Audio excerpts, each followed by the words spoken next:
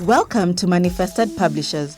Hello learners, welcome to our today's lesson. We are still continuing with simple classification of substances. And our subtopic is separation of soluble, solid, liquid mixtures. If you remember in the previous lesson, we discussed how you can be able to separate sodium chloride and water, or how can you be able to obtain sodium chloride from a mixture of sodium chloride and water. And we said that you can be able to separate these two using the evaporation method. And evaporation, we say that if you want to separate the two, or if you have a solution of sodium chloride, then this solution, you're supposed to transfer it into an evaporating basin. The evaporating basin, you put it on a tripod stand and then heat that evaporating basin containing sodium chloride solution until crystals start forming. And I told you that you will know when the crystals start forming by dipping a glass rod into the solution, holding it up in the air, and allowing it to cool.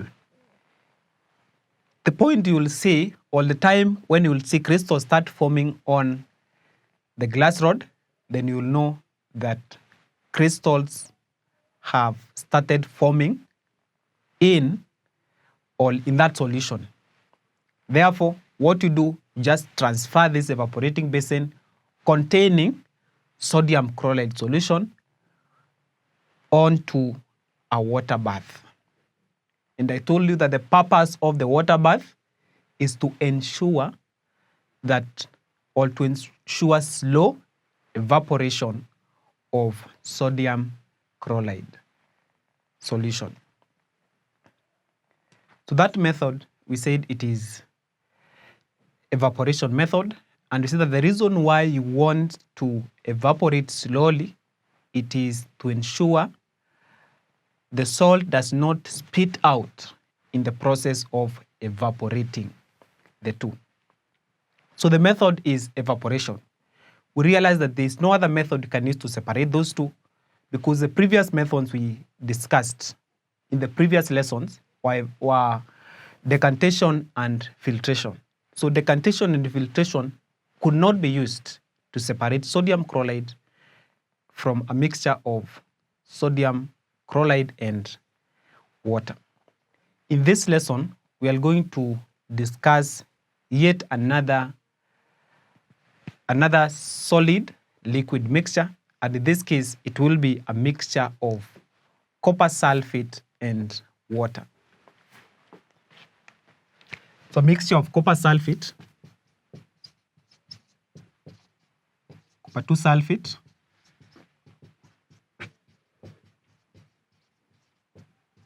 and water.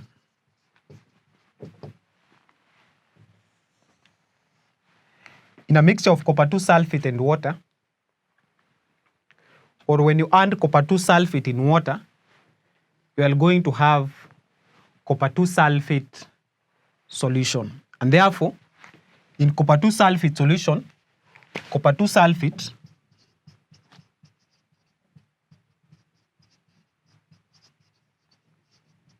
is a solute, and water is a solvent. Therefore, these two will form a solution, and this solution is copper 2 sulfate solution. Copper 2 sulfate solution. Therefore, in our experiment, we want to separate copper 2 sulfate from a mixture of copper sulfate and water. We'll have a simple experiment. this experiment is to separate, or how can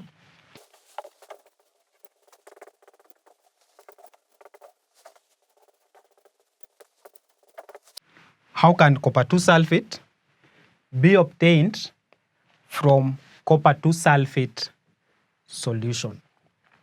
Therefore, that is what we want to discuss. I want to start by giving you the procedure which you are going to use in that separation.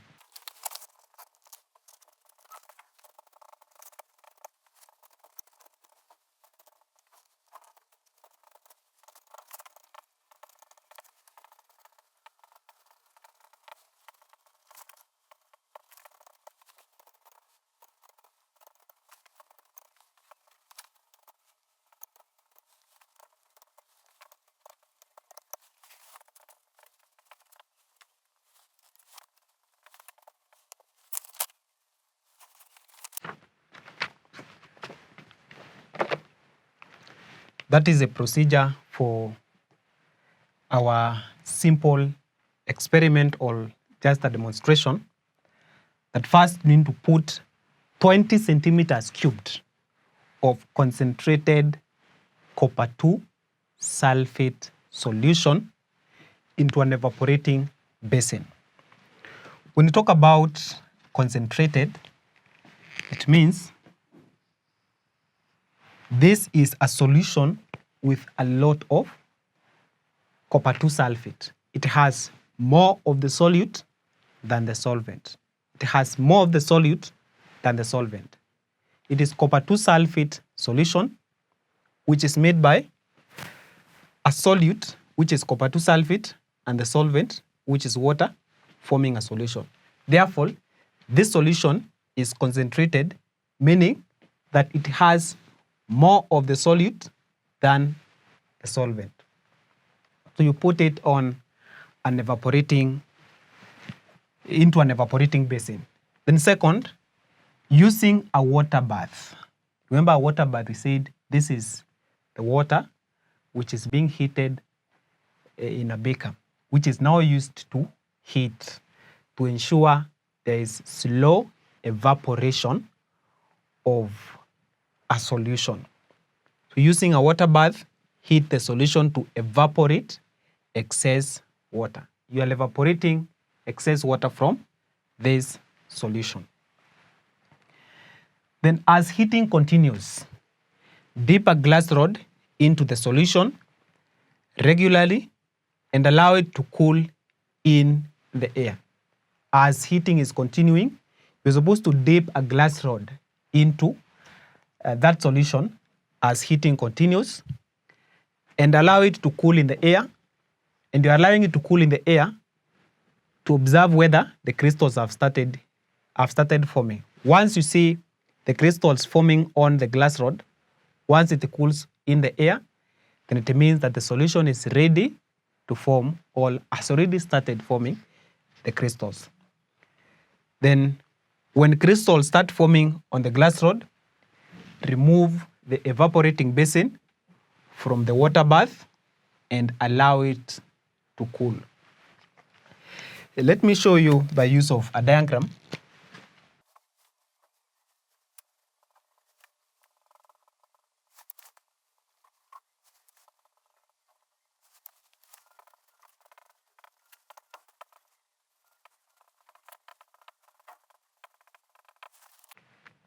That is the experiment.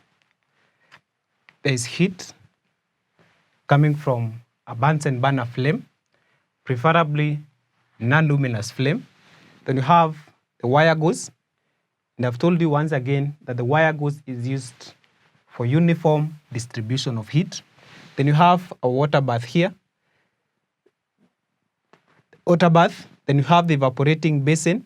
The evaporating basin is now containing copper 2 sulfate solution. And of course, we have the stand where the beaker is on. That is now when we have said that when you heat this water will be heated then the heat now coming from water will evaporate this copper 2 sulfate. That is now when we have said that as you continue heating, you are dipping a glass rod inside this copper 2 sulfate solution and holding it in the air and allow it to cool. And I've told you that once you see some crystals forming on the glass rod, then you'll know that this solution is ready to form the crystals, or the crystals has already started forming. And what to do next is you remove the evaporating basin from the water bath and allow it to cool. Therefore, once the crystals start forming, then this solution will have become saturated. The solution, or copper 2 sulfate, will have become saturated. And we say that a saturated solution is a solution where no more solute can dissolve at a given temperature. A saturated solution is one where no more solute can dissolve at a given temperature.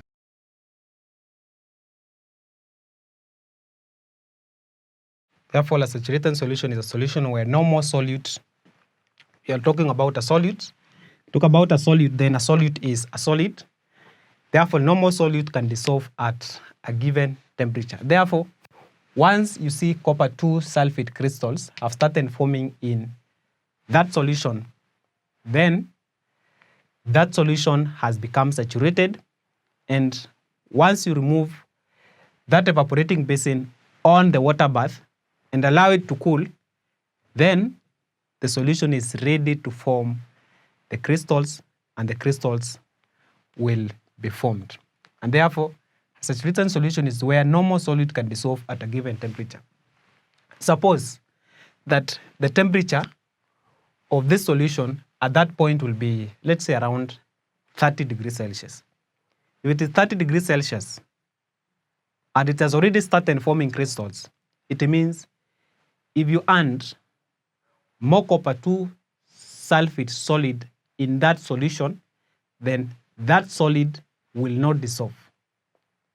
Because we are saying that a saturated solution is one where no more solute can dissolve at a given temperature. Therefore, at that temperature, there is no more solute which can dissolve unless you raise the temperatures. When you raise the temperatures, more of it can dissolve because solubility increases with increase in temperature.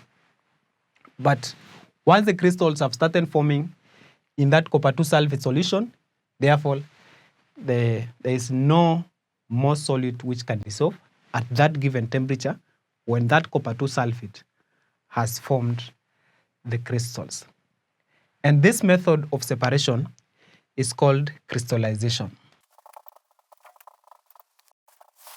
Crystallization. So this method of separation is called crystallization. So crystallization is the method of separation of a solid from a saturated solution. The method of separation of a solid from a saturated solution is called crystallization method. I hope you understand that very well. Maybe to repeat what I've said, in our experiment, or just a simple illustration of how you can be able to separate copper 2 sulfate and water, or separate copper 2 sulfate from a mixture of copper 2 sulfate and water. So in our case, copper 2 sulfate is a solute, and water is the solvent. We have seen that you put the concentrated copper 2 sulfate solution in an evaporating basin. Using a water bath, heat the solution to evaporate the excess, as shown by our diagram there. Then as heating continues, dip a glass rod into the solution regularly and allow it to cool in the air. When the crystals start forming on the glass rod, remove the evaporating basin from the water bath and allow it to cool. And that is what exactly we have done.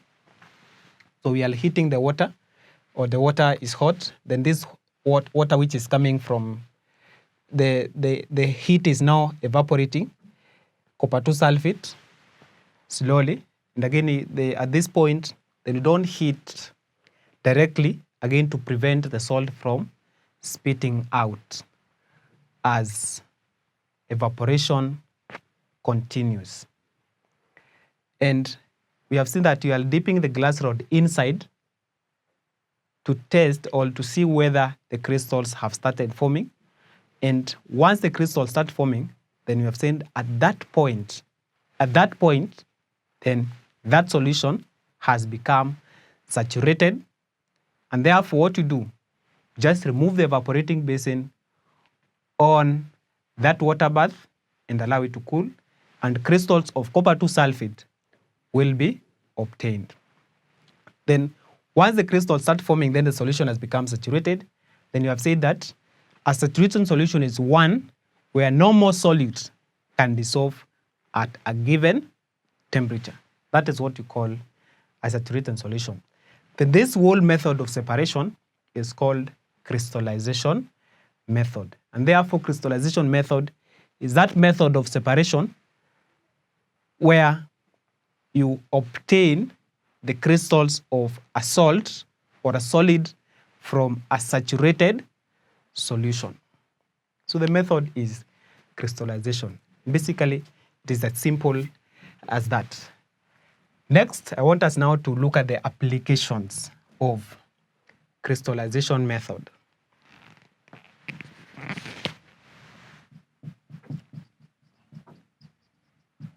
Where is crystallization method applied? One, it is applied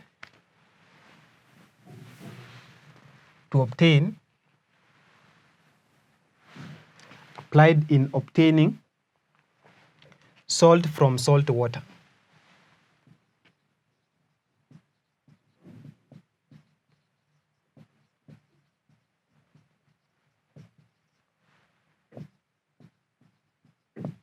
Obtaining salt from salt water. And this one is done like in Lake Magandi,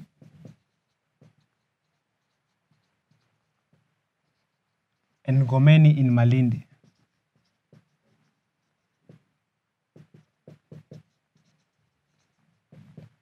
Ngomeni in Malindi.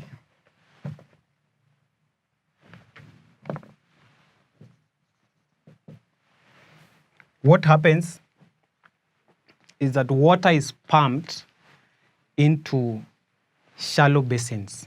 So water is pumped into a shallow basin because of the high temperatures. Because of the high temperatures, that water evaporates, leaving behind salt. And now that salt is collected and purified and again packed so that now it can be used for many other functions of salt, which we are going to again discuss later, like making of glasses. Second, this crystallization method can also be applied in or to obtain. It can be used in obtaining sugar from sugarcane.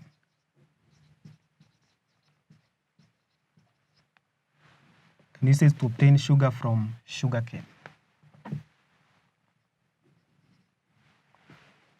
Again, you just obtain a solution of sugarcane. The sugarcane has got a solution. Then once you evaporate that solution obtained from sugarcane, then you're now going to be left with sugar. And the last application, it can be applied to obtain medicinal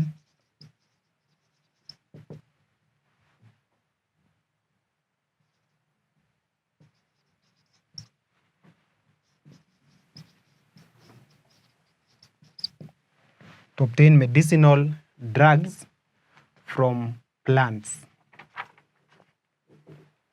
or in extraction of medicinal drugs from plants. It is extraction of medicinal drugs from plants. Therefore, those are the applications of crystallization method. One, you have said you can apply this method to obtain or in extraction of salt from salt water, like it's done in Lake Magandi and in Ngomeni in Malindi. That water is pumped into shallow basins. That because of the high temperatures, that water evaporates, leaving behind salt. Second, you can use it in extraction of sugar or to obtain sugar from sugarcane. That having a solution of sugarcane, that this solution is now evaporated, or you heat this solution.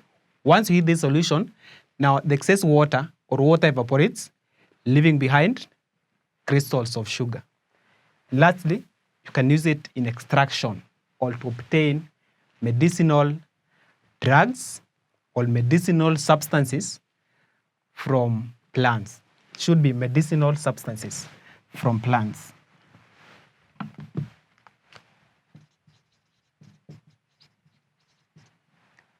Extraction or to obtain medicinal substances from plants.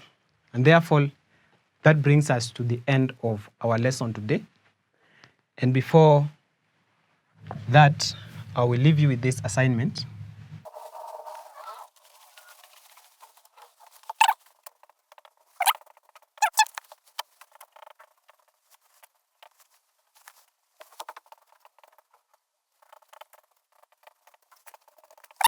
Describe how copper 2 sulfate can be separated from a mixture of copper 2 sulfate and water.